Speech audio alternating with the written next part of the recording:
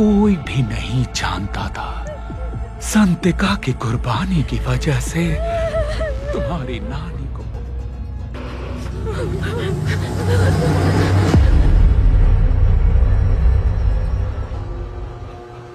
এই যে মেয়েরা নৃত্য করছে এটা কোনো সাধারণ নৃত্য নয়। এই নাচের মাধ্যমে নির্ধারণ করা হবে কে বেঁচে থাকবে আর কে মারা যাবে। আজ একটা অদ্ভুত ভয়ানক হরর মুভি নিয়ে হাজির হয়েছি। তবে এটা কেবল একটা মুভিই নয়। 2022 সালে সম্পূর্ণ সত্য ঘটনাকে কেন্দ্র করে ইন্দোনেশিয়ায় একটা মুভি বেশ ভাইরাল হয়, KKN দি দেসেপেনারি, অর্থাৎ KKN দ্য ড্যান্সার ভিলেজ। এই মুভির ঘটনাকে কেন্দ্র করেই 2024 সালে রিলিজ হয় Dancing Village The Curse Begins. এইখানে ইন্দোনেশিয়ার কোনো এক গহীন গ্রামকে বোঝানো হয়, যে গ্রামের কথা মুভিতে প্রকাশ করা হয়নি। তবে মুভি থেকে ড্যান্সিং ভিলেজ বা নর্তকীদের গ্রাম নামে বোঝানো হয়েছে, যেখানে সূর্য ডোবার সাথে সাথেই অদ্ভুত নাচের পোশাকে কিছু নর্তকী ঘুরে বেড়ায়। এক অভিশপ্ত নাচ, যার নাচ পছন্দ হবে তাকে নিয়ে যাওয়া হবে। কে নিবে আর কোথায় বা নিয়ে যাওয়া হবে এটা একটা রহস্য। তো এইরকমই একটা গ্রামে শহর থেকে কয়েকজন বন্ধু কোনো একটা কারণবশত প্রবেশ করে, আর এরপর তারা উক্ত গ্রামের সত্যতা সম্পর্কে জানতে পারে। তাদের ভেতরে একজন সেই ভয়ানক নর্তকীর চুক্তিতে রাজিও হয়ে যায়, আর এরপর তার পরিণতি বেশ মারাত্মক ভয়ানক রূপ ধারণ করে। মুভিটিতে সম্পূর্ণ ভিন্নধর্মী অদ্ভুত কিছু ভয়ানক ঘটনা দেখানো হয়েছে, যা একদমই অপ্রাকৃতিক ঘটনা। তো কেন এই গ্রামকে ড্যান্সার ভিলেজ অর্থাৎ নর্তকীদের গ্রাম বলা হয়, কারা এই নর্তকী আর কি তাদের রহস্য, কি এমন আছে এই গ্রামে, এই সব কিছু আজ জানতে চলেছে। তো আপনি কি তৈরি? তাহলে চলুন এইবার আলো নিভিয়ে বসে পড়ুন আর ডুবে যান এক অদ্ভুত ভয়ঙ্কর রহস্যের জগতে। তো মুভিটি ভালো লাগলে একটি লাইক, সাথে চ্যানেলটি সাবস্ক্রাইব করতে ভুলবেন না। আসসালামু আলাইকুম বন্ধুরা, আমি সোহাগনিক আছি মুভিজ ট্র্যাকারের সাথে।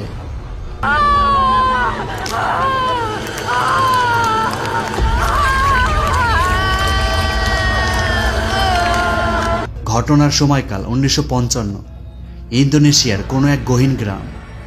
ঘটনা অনুসারে একে নাচিয়ে গ্রাম বা নর্তকীদের গ্রাম বলা হয়। মধ্যরাতে এই গ্রামেরই কোনো একটা জায়গায় একটা নৃত্য অনুষ্ঠান চলছে। তবে এই নাচ যারা করছে তাদের দেখে মোটেও স্বাভাবিক বলে মনে হচ্ছে না। এই গ্রামেরই কিছু মেয়েদের সাজিয়ে উক্ত নাচ পরিবেশন করানো হচ্ছে, আর এই নাচের মাধ্যমেই নির্বাচন করা হবে কে থাকবে আর কে চলে যাবে। তো কোথায় যাবে সেটা আস্তে আস্তে বুঝতে পারা যাবে। মেয়েগুলোকে দেখে বোঝা যাচ্ছে তারা বেশ ভয় পেয়ে আছে। নিজ থেকে কেউই নৃত্য করছে না। পাশে একজন মহিলা বিড়বিড় করে কিছু একটা কথা বলছেন। তার সামনে একটা খালি বাক্স। তিনি বলছেন, এই জায়গার মহান দেবী, আপনার জন্য এই নর্তকী উৎসর্গ করা হলো। যাকে পছন্দ তাকে নিয়ে যেতে পারেন। আসন্ন বিপদ থেকে এই গ্রামকে রক্ষা করুন। তো খানিকক্ষণ বাদে একটি মেয়ে অজ্ঞান হয়ে নিচে পড়ে যায়। এরপর পরপর সবগুলো মেয়েই অজ্ঞান হয়ে পড়ে যায়, তবে একজন ছাড়া। আর এই মেয়েটি নাচিয়েদের নির্বাচন করা মেয়েটি, অর্থাৎ তাকেই নির্বাচন করা হয়েছে নিয়ে যাওয়ার জন্য। তো ওই মহিলা তখন সামনের খালি বাক্সে একটা হাতের বালা দেখতে পান। এরপর দেখা যায় ওই মহিলা জঙ্গলপথে উক্ত বাক্স হাতে নিয়ে দৌড়চ্ছেন। অন্যদিকে জঙ্গলেরই একটা জায়গায় অপেক্ষারত আছে ইংরি, সাথে একজন লোক। তো খানিকক্ষণ পরে ওই মহিলা বাক্স হাতে নিয়ে দৌড়ে তাদের কাছে আসেন।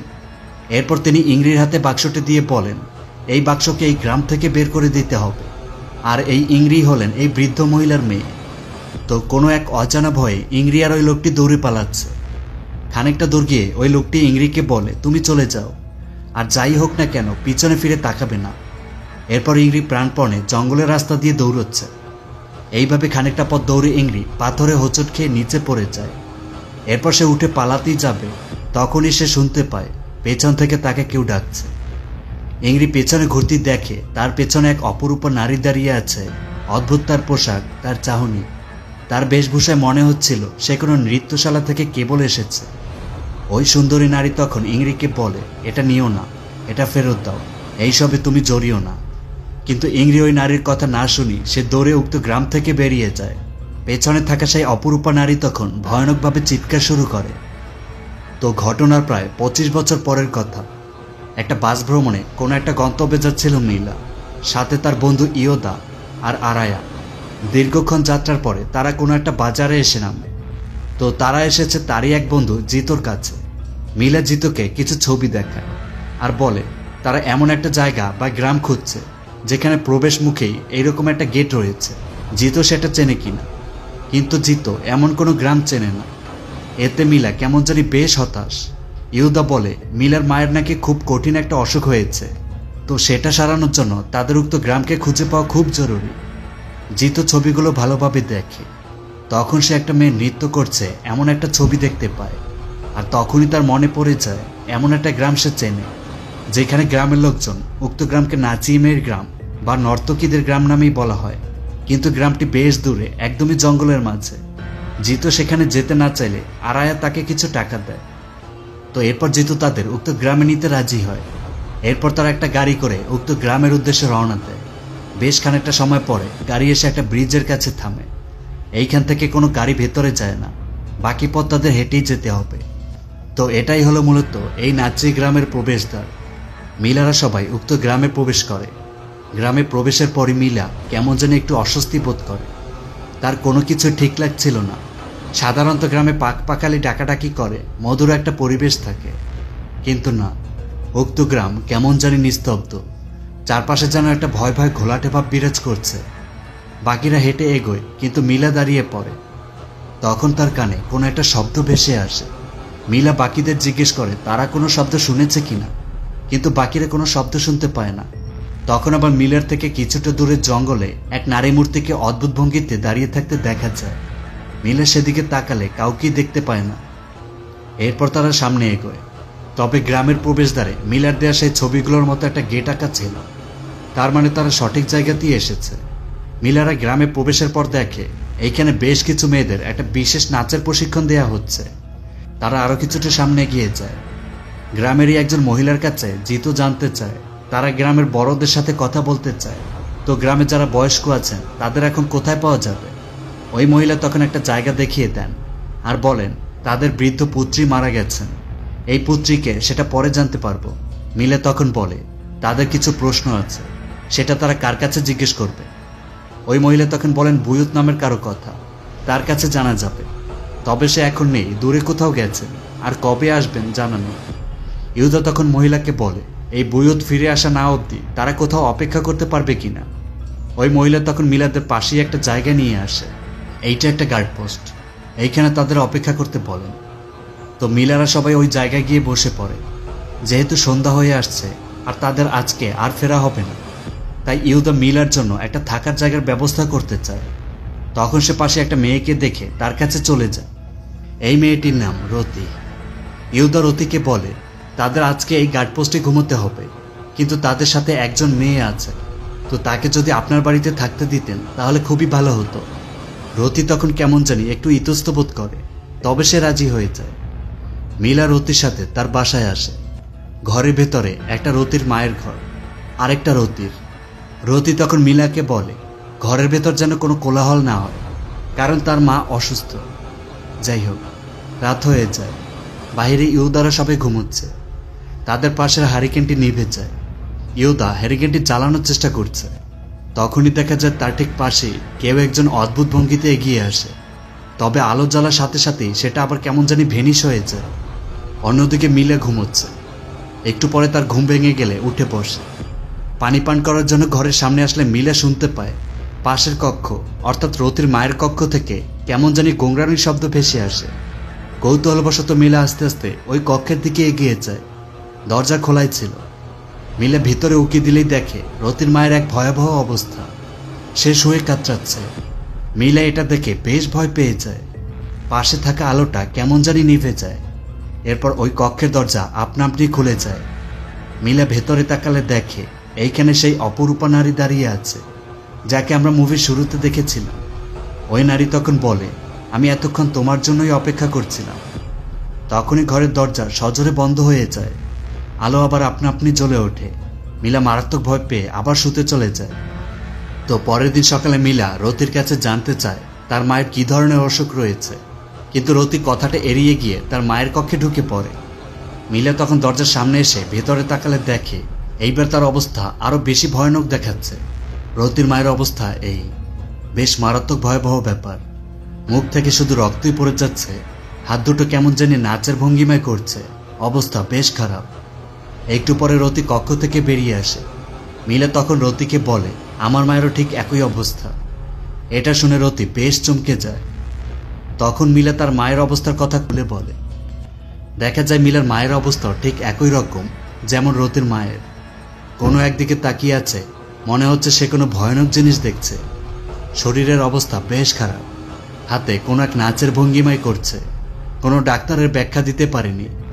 তো এক হুজুর এসে ধ্যানে বসে মিলাকে অঙ্কন করা কিছু কাগজ দেয়, যে কাগজগুলো এর আগে আমরা দেখেছি, অর্থাৎ সেই গ্রামের কিছু ছবি। তো হুজুর তখন বলেন, তোমার মা কিছু একটা সাথে করে এনেছে যা তার আনা উচিত হয়নি। এটা কি সেটা জিজ্ঞেস করলে হুজুর তখন ওই ঘরের একটা জায়গা দেখিয়ে দেয়। মিলা উক্ত জায়গায় চেক করলে দেখে সেই কাঠের বাক্সটি, যার ভেতরে অদ্ভুত দেখতে সেই হাতের বালাটি পাওয়া যায়। তো হিসেব অনুসারে মুভির শুরুতে দেখানো সেই ইংরি এই বাক্সটি নিয়ে গ্রাম থেকে চলে এসেছিল। আর এই ইংরি হলেন এখন মিলার মা, যার অবস্থা এই। বোঝা গেল বিষয়টা? তো হুজুর তখন মিলাকে বলে এই বালাটি ফেরত দিতে হবে। আর এরপর মিলারা উক্ত গ্রামে প্রবেশ করে।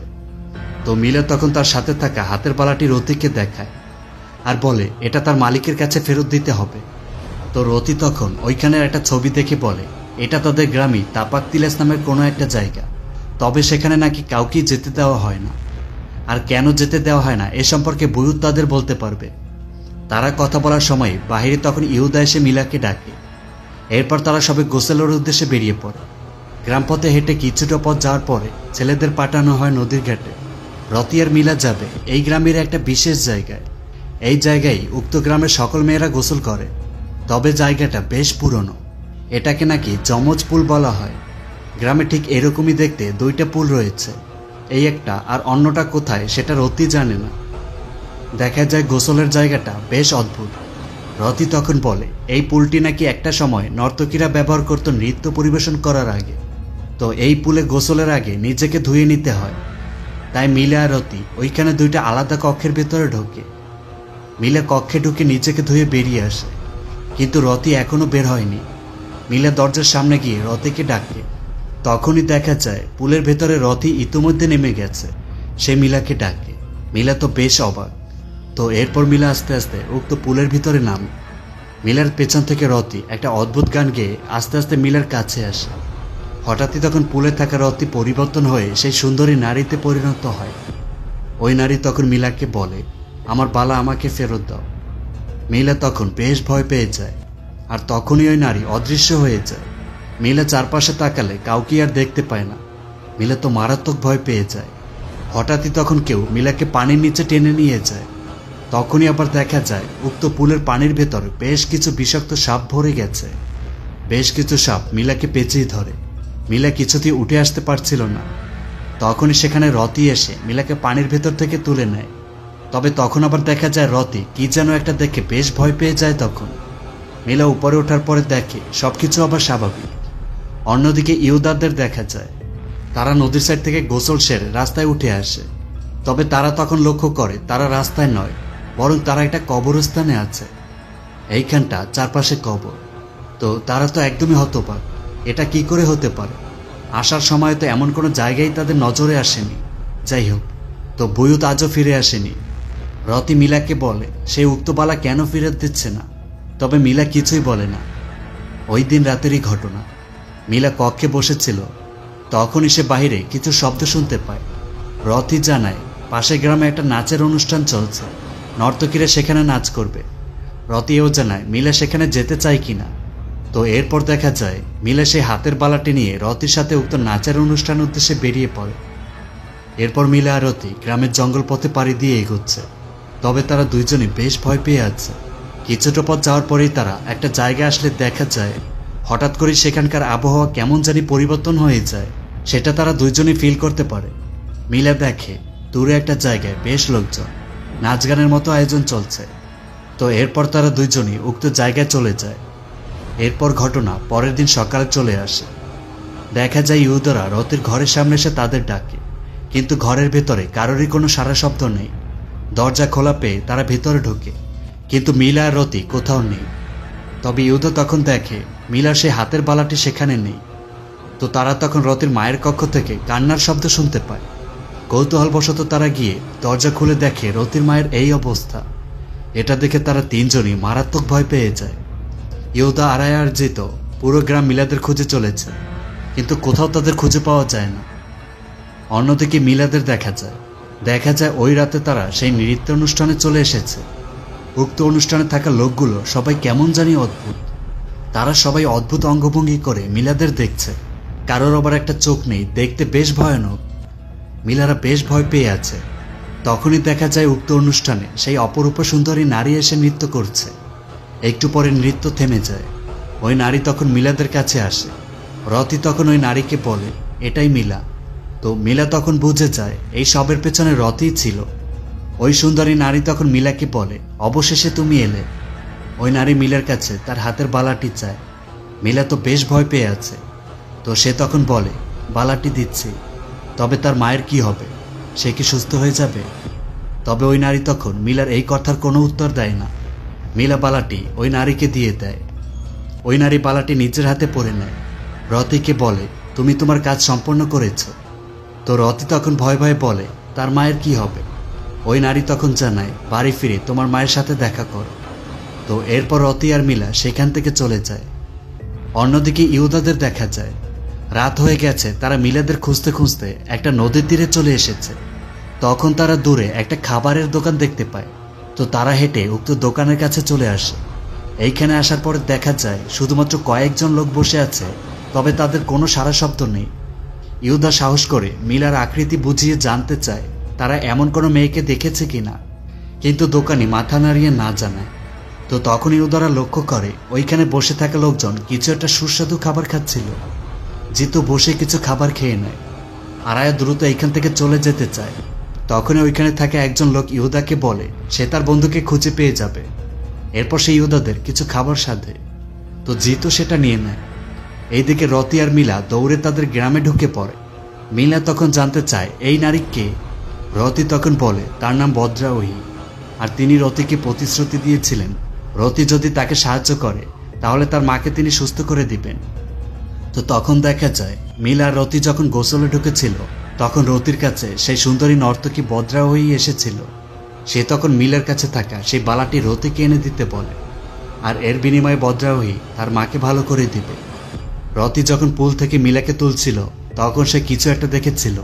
পানির ভিতরে তখন বদ্রাওহীকে সে দেখেছিল। তো এরপর তারা বাসায় চলে আসে। কিন্তু বাসায় আসলে দেখা যায় রতির মায়ের আরো ভয়ানক অবস্থা। তিনি মোটেও সুস্থ নন, বরং তার অবস্থা আরো বেশ ভয়ঙ্কর হয়ে গেছে। তো মিলা তখন আর দেরি করে না। সে তখন ব্যাগ নিয়ে বাড়ির উদ্দেশ্যে রওনা দেয়। কিন্তু বাইরে বেশ ঝড় চলছে। মিলা এই অবস্থায় রওনা দেয়। কিছুটা পথ যেতেই তার সাথে ইহুদাদের দেখা হয়।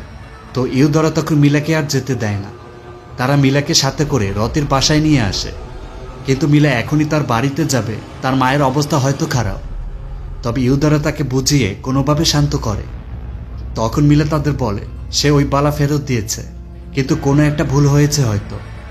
জিতু তখন বলে তুমি আজ সারাদিন ওই বালা ফেরত দিতে গিয়েছ। এটা শুনে মিলা একদমই হতবাক। সে জানায় সে তো কেবল একটু আগেই বের হয়েছিল কিছুক্ষণের জন্য। এটা শুনে জিতুরা আরো বেশি অবাক। আর আয়া বলে আমরা তোমাকে আজ সারাদিন খুঁজেছি। তার মানে গতকাল রাতে মিলারা ওই অনুষ্ঠানে গিয়েছিল, আর আজ রাতে তারা ফিরে এসেছে। এই পুরো সময়টাই মিলার কাছে মাত্র কিছুটা সময় মনে হচ্ছে। যাই হোক, তারা কক্ষে বসে আছে। তখন তারা কিছু বাজে গন্ধ পায়।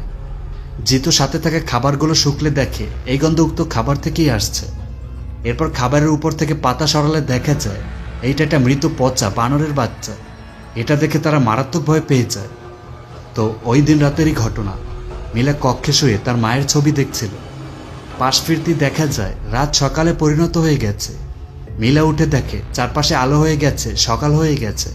এটা তো বেশ অবাক করা বিষয়। তার থেকেও অবাক করা বিষয় মিলা তার নিজের কক্ষে শুয়ে আছে, মানে তার নিজ বাড়িতে। তখন তার মা তার কাছে আসে। তার মা পুরোপুরি সুস্থ। এরপর মিলা আর তার মা আবার বিছানায় শুয়ে পড়ে। তো তখন আবার দেখা যায় মিলা পূর্বের অবস্থায় ফিরে এসেছে, মানে সে এখন রতির কক্ষে। মিলা তো বেশ অবাক। তো মিলা তখন সামনের কক্ষে আসে। এইখানে ইহুদারা সবাই ঘুমোচ্ছে। তখনই কক্ষের হেরিকেনটা আপনা আপনি নিভে যায়। মিলা পাশের একটা কক্ষে ঢুকে দেখে এইখানে রতির মা দাঁড়িয়ে আছেন। তিনি মিলার দিকে ঘুরে তাকান। তার অবস্থা বিভৎস। তখন তিনি মিলার কাছে এসে মিলাকে বাড়ি ফিরে যেতে বলেন। আর বলেন, তুমি জানো না তুমি কি সম্মুখীন হতে যাচ্ছ, এটা খুবই বিপজ্জনক। বজ্রহীর কোনো প্ররোচনায় রাজি হবে না, তাকে কোনো কথা দিবে না, তাহলে তোমার অবস্থা আমার মতো হবে। তখনই সেখানে একটা নুপুরের শব্দ পেয়ে ওই মহিলা বেশ ভয় পেয়ে যান। এরপর শুরু হয় তার উপরে অলৌকিক অত্যাচার। তার হাত পা দুমড়ে মুচড়ে যাচ্ছিল। এরপর তাকে নিচে ফেলে দেওয়া হয়। মিলা তখন সজোরে চিৎকার করে, আর তার চিৎকারে বাকিরা ঘুম থেকে ওঠে মিলাকে ধরে। রতি এসে দেখে তার মায়ের এই অবস্থা। তখন আবার দেখা যায় ওই মহিলা উঠে দাঁড়িয়ে পড়ে।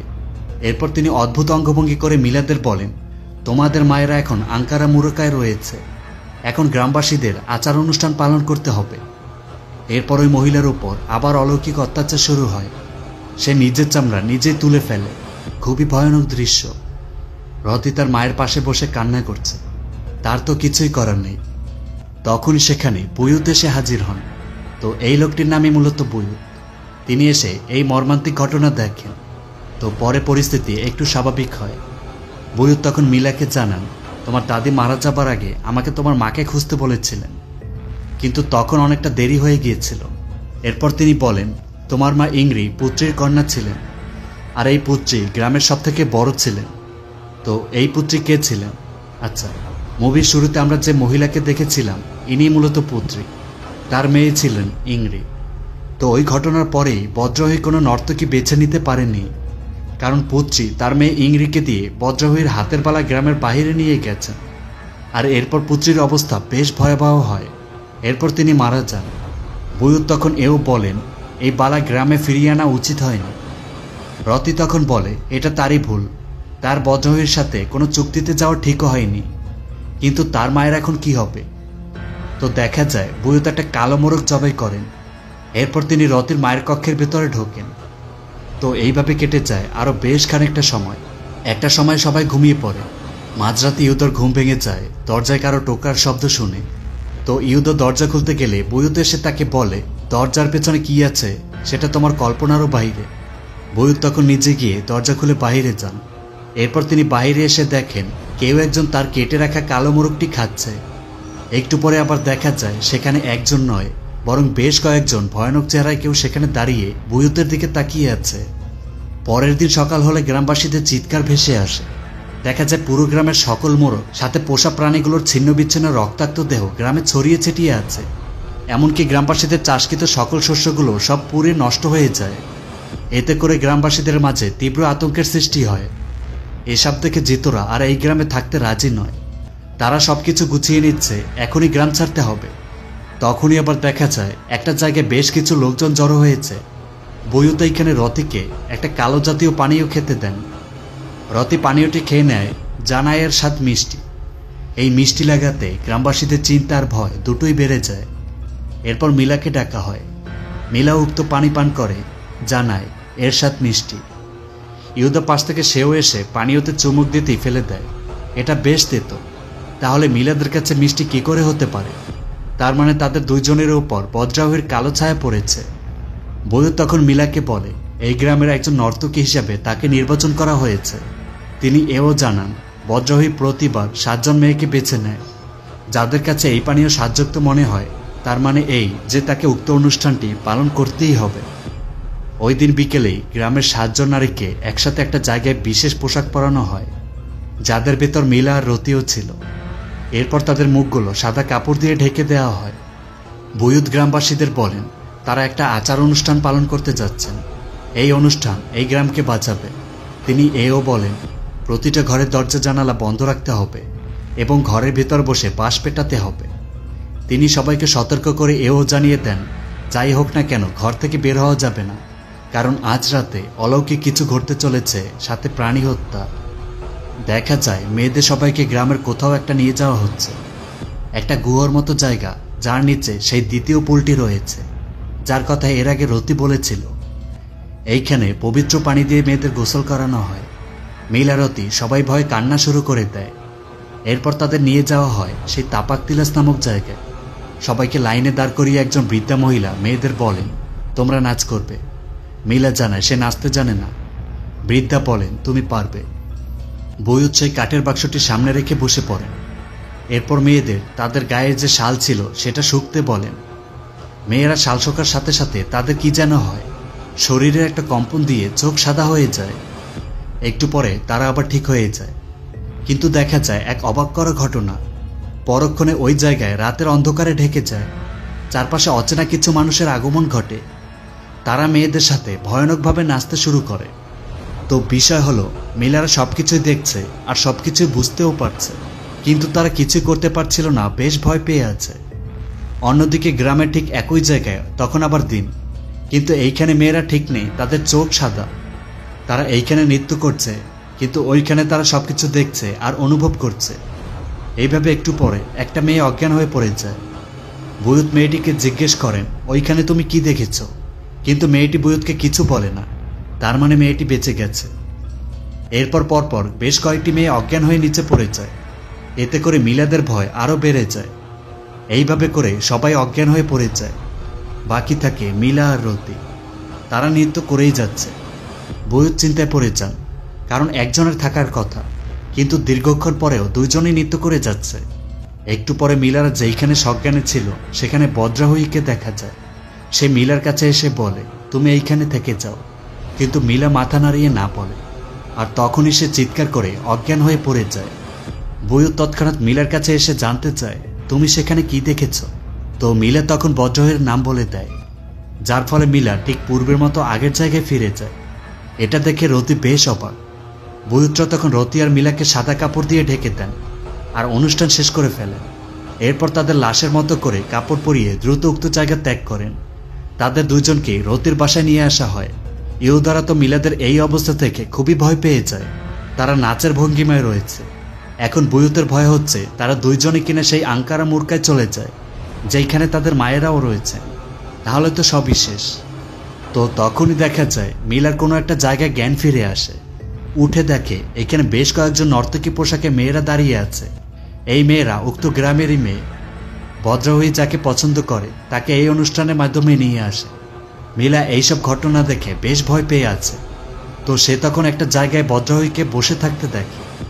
তখনই সেখানে অনেকগুলো নর্তকী মেয়েরা এসে নাচ শুরু করে দেয়। আর এই নর্তকীদের মাঝে রতিকেও দেখা যায়। সে এখন পুরোপুরি বজ্রাহীর নর্তকীতে পরিণত হয়ে গেছে, আর এইখান থেকে ফেরা সম্ভব নয়। তো এই সকল নর্তকীদের বজ্রাহী তার হাতের মাধ্যমে পরিচালনা করেন, মানে ইচ্ছের বিরুদ্ধে তারা নাচ করছে, এটাই তাদের শাস্তি। মিলাকে তখন বেশ কষ্ট দেওয়া হয়। বজ্রাহী তার কাছে এসে তাকে এইখানে থাকতে বলে, বিভিন্ন প্ররোচনা দেখায়, কিন্তু মিলা সেটা মেনে নেয় না, বরং বারবার সে তার মায়ের কথা বলে। আর তখনই দেখা যায় ওই নর্তকীদের মাঝে মিলার মাও চলে আসেন, ইংরি। তিনি বজ্রাহীর একজন নর্তকী। মিলা এইসব দেখে বেশ কান্নাকাটি শুরু করে দেয়। মিলা তার মায়ের কাছে যেতে চায়, কিন্তু নর্তকীরা তাকে যেতে দেয় না। একটা পর্যায়ে মিলা তার মায়ের একটা হাত ধরতে পারে। তখনই আবার দেখা যায় মিলা একটা অন্ধকার কোনো একটা জায়গায় চলে আসে। সেইখানে তার মায়ের সাথে তার সাক্ষাৎ হয়। মিলা তার মাকে তার সাথে নিয়ে যেতে চায়, কিন্তু তিনি যেতে পারেন না। তিনি এই জগতের বাহিরে যেতে পারবে না। তিনি তখন মিলাকে বলেন, তুমি বাসায় যাও, এইখানের কষ্ট তুমি সহ্য করতে পারবে না। তো তিনি তখন মিলাকে বলেন, যাই হোক না কেন বজ্রাহীর কোনো প্ররোচনায় পড়বে না, তার কথায় অথবা কোনো চুক্তিতে রাজি হবে না, তাহলেই কেবল তুমি যেতে পারবে। এরপর ইংরি অন্ধকারে মিলিয়ে যান। দেখা যায় বজ্রাহী মিলাকে বিভিন্ন প্ররোচনা দিয়ে যাচ্ছেন এইখানে থাকার জন্য। মিলাকে বলে, তুমি তোমার মায়ের সাথে সারা জীবন থাকতে চাও, তাহলে এইখানে থেকে যাও। তুমি থেকে গেলে তোমার মাকে ছেড়ে দিব। কিন্তু মিলা তার কোনো কথাই রাজি হয় না, কারণ সে জানে এইসব মিথ্যা প্ররোচনা। এইদিকে বুয়ুতরা তো বেশ ভয় পেয়ে আছে মিলা আর রতির জ্ঞান ফিরছে না দেখে। তো তখনই মিলা সজোরে চিৎকার করে সজ্ঞানে ফিরে আসে। আর দেখা যায় রতির মুখ থেকে রক্ত পড়ছে, তার অবস্থা বেশ ভয়াবহ। বুয়ুত গিয়ে দেখেন রতির মায়ের অবস্থা ঠিক একই। রতির মুখের উপর সাদা কাপড় ধরলে সেটা রক্তে লাল হয়ে যায়।